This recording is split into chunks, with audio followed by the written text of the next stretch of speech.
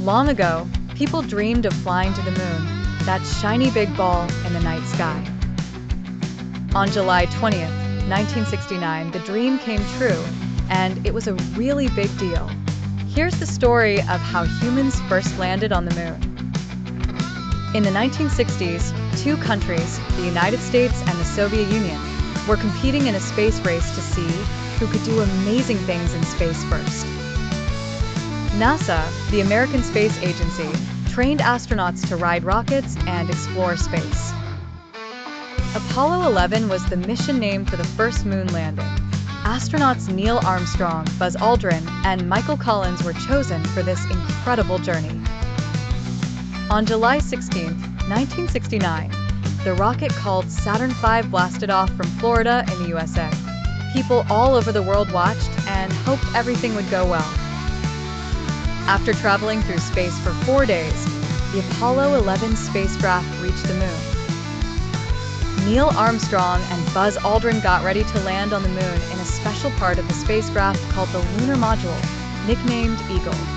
Michael Collins stayed in another part, the command module, orbiting the moon. On July 20th, 1969, the lunar module landed safely on the moon's surface, in a place called the Sea of Tranquility. Neil Armstrong was the first to step onto the moon.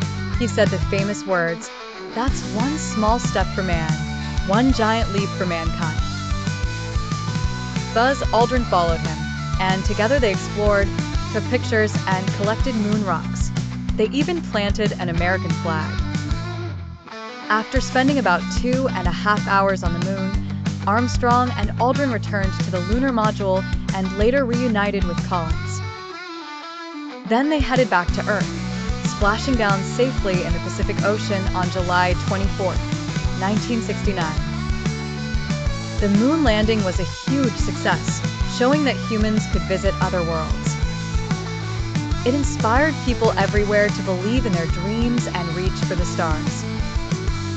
This event marked a historic moment in science and exploration, and it continues to inspire future astronauts and thinkers to explore the universe.